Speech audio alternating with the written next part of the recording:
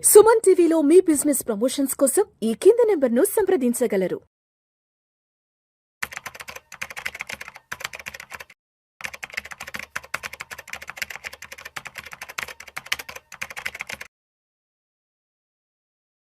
నమస్తే, welcome to Suman TV. నేను విష్ణు. ప్రస్తుతం మనతో పాటు సీనియర్ స్టాక్ మార్కెట్ అనలిస్ట్ ప్రభు మాలంపాటి గారు ఉన్నారు. సార్తో మాట్లాడదాం. సార్ నమస్తే. సార్ నమస్తే విష్ణు గారు. Welcome to Suman TV. Thank you sir. Thank you for calling. Prabhu గారు, కాస్త బంగారం వెండి ధరల గురించి డీటెయిల్ గా మాట్లాడుకుందాం సార్.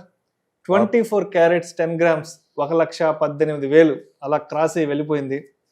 22 క్యారెట్స్ 10 గ్రామ్స్ 1,05,000 క్రాస్ అవుతుంది. ఇక వెండి విషయానికి వస్తే 1,41,000 1,42,000 వెళ్ళిపోయింది, including GST. 3% GST including. So ఇప్పుడు మనం మాట్లాడుకుందంతా retail showroom price. So Deepavali just ఇంకొక కొద్ది రోజుల్లోనే ఉంది. అవును. వెండి ఏమో 1,41,42 దగ్గర ఉంది కాబట్టి మరి దీపావళి నాటికి ఇది 1,50,000 అవుద్దా 60 అవుద్దా? అండ్ గోల్డ్ పరిస్థితి కూడా ఏంటంటారు అసలు? 1,18,000 దగ్గర ఉంది కాబట్టి పండగ కట్టి ఇటుగా 1,25,000 1,30,000 ఏమైనా వెళ్ళే అవకాశం ఉందంటారా? ఎందుకు అంత పెరుగుతుంది గోల్డ్? మెయిన్ అసలు రీజన్ ఏంటి? మీరు షాపులు తీసుకోండి, ఫుట్ఫాల్ తగ్గింది. ఫుట్ఫాల్ తగ్గింది. తగ్గింది ఎందుకంటే ఇంత గోల్డ్ ఎవరు కొనలేదు ఇంత రేట్ లో. 10 గ్రాములు కొనాలంటే 1,25,000 1,30,000 ఆల్మోస్ట్ అంత పెట్టాలి.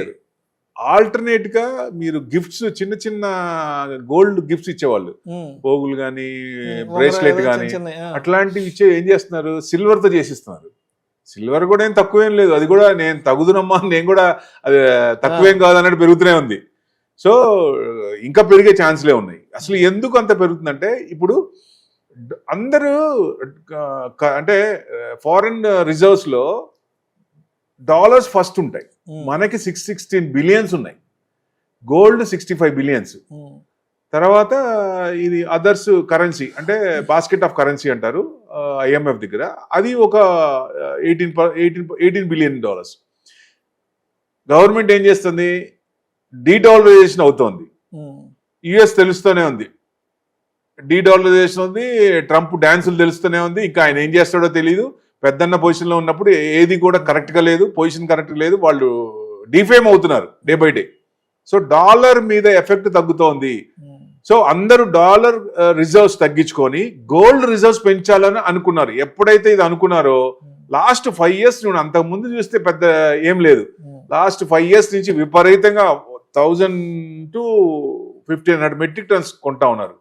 ఎప్పుడు కొనంది చైనా కూడా బాగా ఎక్కువ చేస్తుంది, 2,500 మెట్రిక్ టన్స్ చైనా. అవును, కొంటుంది. మ్యూచువల్ ఫండ్స్ లో కూడా అసలు గోల్డ్ అసలు ఒప్పుకునే వాళ్ళు కాదు. అంటే ఆ కంట్రీలో మెయిన్ వాళ్ళు ఏం చెప్తే అదే చేయాలి. మ్యూచువల్ ఫండ్స్ అయినా ఎవరైనా అసలు చేయడానికి లేదు. వాళ్ళు కూడా పర్మిషన్ ఇచ్చారు. మ్యూచువల్ ఫండ్స్ లో కూడా ఇన్వెస్ట్మెంట్ ఎక్రూ చేస్తున్నారు. సో కంటిన్యూస్ గా ఎక్రూ చేస్తూనే ఉన్నారు. చిన్న చిన్న కంట్రీస్ కూడా ఈ ఆపత్కాలం వచ్చినప్పుడు ఏం చేయాలా? ఇమ్మీడియట్ క్యాష్ కావాలి. కోవిడ్ లాంటిది మనం ఫేస్ అయ్యాం. అట్లా కొన్ని కంట్రీస్ కోవిడ్ లాంటి సిచ్యువేషన్ వచ్చినప్పుడు అతలాకుతలం అయిపోతాయి. సో అట్లాంటప్పుడు ఏం చేయాలనే ఆలోచనతో మనల్ని చూసి, మన రిఫార్మ్స్, మన పివి నరసింహ గారు రిఫార్మ్ చూసి ఆ టైంలో వాళ్ళు బయటికి ఎట్లా వచ్చారనే ఉద్దేశంతో ఇప్పుడు రైట్ టైంలో డాలర్ మీద ఎఫెక్ట్ తగ్గుతుంది కాబట్టి కన్వర్షన్ లో ఇప్పుడు ప్రతి వాళ్ళు ఎవరి కరెన్సీలో వాళ్ళు కట్టే ఛాన్సులు వస్తాయి ఫ్యూచర్ లో. సో అందుకని అది తగ్గించుకొని గోల్డ్ అనేది పెంచుకుంటున్నారు. అంటే 35 సంవత్సరాల క్రితం అప్పట్లో మన్మోహన్ సింగ్ గారు, పివి నరసింహారావు గారు వీళ్ళు తీసుకొచ్చిన ఆర్థిక సంస్కరణల్ని వాళ్ళు ఇప్పుడు తెలుస్తోంది దేశం మొత్తానికి. ఇప్పుడు తెలుస్తుంది ఎలా చేశారో ఏంటి అనేది ఇప్పుడు అవగతం అవుతుంది. ఎందుకంటే ఇప్పుడు శ్రీలంక కానీ కొన్ని కంట్రీలు చూసాం కదా, విపరీతంగా ఇబ్బంది పడ్డాయి. హై ఇంట్రెస్ట్ తీసుకొని చైనా వలలో చిక్కుకొని. సో ఏదైతే చేయకూడదో అలా కొన్ని చేసి ఇబ్బంది పడుతున్నారు. ఇక చిన్న చిన్న కంట్రీస్ కూడా ఓహో ఇట్లా రావాలి, ఇలా చేస్తే బెస్ట్, ఫ్యూచర్ లో మనకి ఏదైనా ఇబ్బంది వచ్చినప్పుడు మనం ఇమీడియట్ గా క్యాష్ కాబట్టి దాంట్లోంచి బయటికి రావచ్చు అనేది గోల్డ్ రిజర్వ్స్ పెంచుతున్నారు. అది మెయిన్ కారణం, అదే కారణం. సో ఏదైనా ఇప్పుడు గోల్డ్ జనరల్ గా ఎందుకు పెడుతుంది? గ్లోబల్ అన్సర్టనిటీ ఉన్నప్పుడు, అట్లాంటి టైంలో కానీ ఇన్ఫ్లేషన్, కరెన్సీ ఫ్లక్చువేషన్స్. కరెన్సీ చూడండి, మన కరెన్సీ 85 రూపాయలు, 100 రూపాయలు వెయిటెడ్ ఉంది దగ్గర డైలీ తగ్గుతూనే ఉంది, 30 పైసలు 40 పైసలు. ఎందుకంటే కన్వర్షన్ లో అంత అయితే ప్రతి వాళ్ళు కూడా ఎక్కువ పెట్టి కొనుక్కోవాలి కదా. సో అది కరెన్సీ కూడా అంత ఉండకూడదు కరెన్సీ కూడా. సో ఈ డాలర్స్ తగ్గించుకుంటున్నారు కాబట్టి దాని ఎఫెక్ట్ కొంచెం ఉందేమో ఒక రకంగా. చిన్నగా అది టర్న్ అయ్యే అవకాశాలు ఉంటుంది. మళ్ళీ మనకి 50-60 కూడా వచ్చే అవకాశాలు ఉన్నాయి మన కరెన్సీ కూడా చిన్నగా. సో వస్తుంది కూడా, అప్పుడే స్టేబుల్ ఉన్నట్టు. ఎక్కువ పెరిగితే ఎక్కువ మంది రారు. సో అదొక కారణం అనుకోవచ్చు. మెయిన్ ఇంకోటి ఏంటి, సెంట్రల్ బ్యాంక్స్ మనకు ఆర్బీఐ లాగా సెంట్రల్ బ్యాంక్స్ అన్ని విపరీతంగా ఎక్కువ చేస్తున్నాయి. సో మనమే దాదాపుగా 800 టన్స్ ఎక్కువ చేశారు రీసెంట్ గా కూడా. లాస్ట్ ఇయర్ కూడా బాగా కొన్నారు మన ఆర్బీఐ కూడా. సో అట్లా చేస్తున్నాయి కాబట్టి జియో పొలిటికల్ టెన్షన్స్ ఉన్నప్పుడు, ఈ ట్రంప్ డాన్స్లు ఎక్కువ అవుతున్నప్పుడు మరి ఆటోమేటిక్ గా ఏ కంట్రీని ఇబ్బంది పెట్టిన వాళ్ళ దగ్గర వాళ్ళనే మిత్రుడు అనుకున్న వాళ్ళనే ఇబ్బంది పెడతాడు కదా ఆయన. సో నానా రకాలుగా ఇబ్బంది పెడుతున్నాడు. ఇట్లాంటివి ఉంటాయి. సో ఇలాంటివి ఉన్నప్పుడు అసెట్ క్లాస్ లో ఈక్విటీ ఇబ్బంది పడుతున్నప్పుడు ఆల్టర్నేట్ గా హెడ్జింగ్ చేయడానికన్నా ఈ లాస్ కవర్ చేసుకోవడానికైనా గోల్డ్ మీద వెళ్తారు కాబట్టి గోల్డ్ పెరుగుతోంది. సో ఇంకా పెరుగుతుందా అంటే ఔన్స్ వచ్చేసి ఇంటర్నేషనల్ 3600 చేంజ్ ఉంది. సో మాక్సిమం ఇలాగే కంటిన్యూ అవుతే ఈ జియో పొలిటికల్ టెన్షన్స్ ఇంకా 3 years టైం ఉంది ఆయనకి. ఆ 3 ఏళ్ళు ఏం చేస్తాడో తెలియదు కాబట్టి ఇంకా కొంచెం భయం అనేది మార్కెట్కి ఉంది. అందుకనే మార్కెట్ రేంజ్ బౌండ్ లోనే కదలాడికలు ఉన్నాయి కానీ ఎక్కువ మూవ్మెంట్ రావట్లేదు బికాస్ ఆఫ్ మెయిన్ ట్రెమర్స్ వల్లే. సో అప్పుడు ఆల్టర్నేట్ ఏమవుతుందంటే గోల్డ్ పెరుగుతూనే ఉంటుంది. సో అది 4500 4600 ఇంటర్నేషనల్ ఔన్స్ రేట్ వచ్చిందా అంటే వచ్చే అవకాశాలు ఉన్నాయి. అంటే అంతవరకు తీసుకుంటే మనకి 135 to 145 1,45,000 వరకు వెళ్ళే ఛాన్సులు కనపడుతున్నాయి. సో ఎప్పుడైనా సరే ఇవన్నీ సెట్ అయిపోయి ఈక్విటీ మార్కెట్ పెరుగుతున్నప్పుడు చైనా కనుక అమ్మటం మొదలు పెడితే తగ్గే ఛాన్సులు ఉంటాయి. విపరీతంగా తగ్గుతుందా అంటే మళ్ళీ 1,00,000 వరకు రావచ్చు, అంతకు మించి తగ్గకపోవచ్చు అనేది ఎక్స్పెక్టేషన్. ఎందుకంటే ఎక్కువ చేస్తున్నాయి కాబట్టి. అంటే ఎక్కువ మైనింగ్ తక్కువ అయిపోయింది, ప్రొడక్షన్ తక్కువ అయిపోయింది, డిమాండ్ ఎక్కువైంది. ఇప్పుడు పండగల సీజను ఎంత లేదన్నా ఇప్పుడు పెళ్లి ఉందనుకోండి చచ్చినట్టు కొనాల్సిందేగా. ఫంక్షన్ ఉంది, ఏ రేట్ అయినా 1,00,000 2 లక్షలైనా కొనాల్సిందేగా, పెట్టాల్సిందేగా, తప్పదు.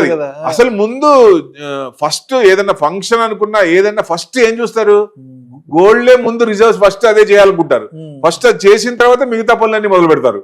సో ఆ ఫస్ట్ దాని మూలంగా కొంచెం సీజనల్ గా అది కూడా కొంచెం డిమాండ్ వస్తుంది. సో తప్పదు అనుకున్నప్పుడు తప్పదు, లేదు మనకి టైం ఉంది అనుకున్నప్పుడు ఇమీడియట్ గా కొనుక్కున్నా ఫ్యూచర్ లో తగ్గుతుంది అనే అవకాశం ఉన్నప్పుడు కొంచెం ఆగి కొనుక్కోవడం బెస్ట్. లేదా గోల్డ్ ఈటీఎఫ్స్ కానీ గోల్డ్ బీస్ కానీ పెట్టుకుంటే అవసరార్థం ఇన్వెస్ట్మెంట్ పరంగా గోల్డ్ చూడొద్దు. బాగా పెరిగిపోయింది ఇంత పెట్టి కొనలేము, సో ఇంకా కొంచెం తగ్గుతుందా అంటే విపరీతంగా ఏం తగ్గే ఛాన్స్ కనపట్లేదు. కాబట్టి మనకి ఫ్యూచర్ లో ఒక 5 ఏళ్ళకో 10 years కో ఏదైనా అవసరం ఉన్నప్పుడు ఎంత అవసరార్థం ఉందో అంతవరకు ఈటీఎఫ్ లో ఎక్కువ చేయటం మంచిది. అదే మీరు ఇన్వెస్ట్మెంట్ పరంగా చూడాలంటే ఎక్కడ చూడాలి, సిల్వర్ అనుకున్నాం కంటిన్యూస్ గా పెరుగుతూనే ఉంది. గోల్డ్ కొంచెం తగ్గినా అది ఎక్కడ ఏమాత్రం నేను తగ్గేదేలే అన్నట్టు పెరుగుతూనే ఉంది. సో రోజుకు ₹1 పెరుగుతుంది, గ్రాము పెరుగుతూనే ఉంది, కంటిన్యూస్ గా పెరుగుతూనే ఉంది. సో ఇది ఎంతవరకు పోవచ్చు అంటే దాదాపుగా ఇప్పుడున్న ఇండస్ట్రియల్ కన్సంప్షన్ డిమాండ్ పెరుగుతుంది, అక్కడ కూడా మైనింగ్ ప్రొడక్షన్ తగ్గిపోయింది, సిల్వర్ తక్కువైంది, కన్సంప్షన్ ఎక్కువైంది. ప్రతి దాంట్లో సిల్వర్ వాడుతున్నారు. ఇదివరకు అల్యూమినియం వాడే దాంట్లో కూడా సిల్వర్ వాడుతున్నారు.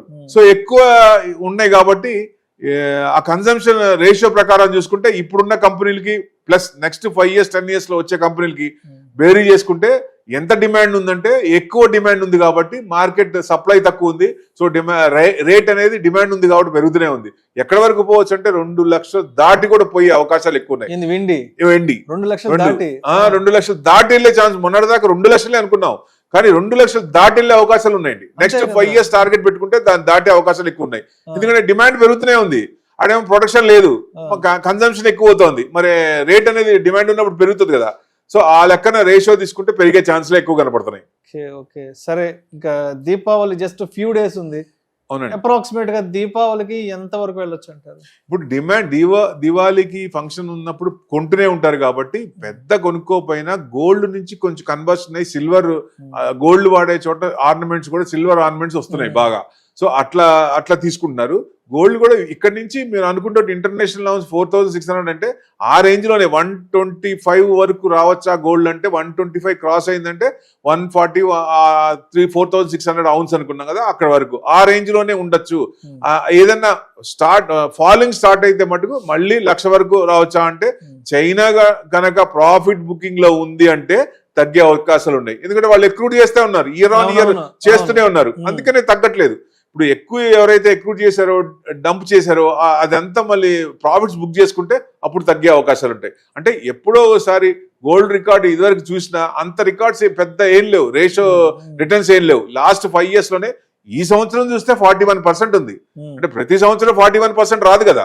సో ఇంత పెరిగింది కంటిన్యూస్ గా ఇంకో 40% నెక్స్ట్ ఇయర్ పెరుగుతుందా అంటే అంత పెరగకపోవచ్చు కదా.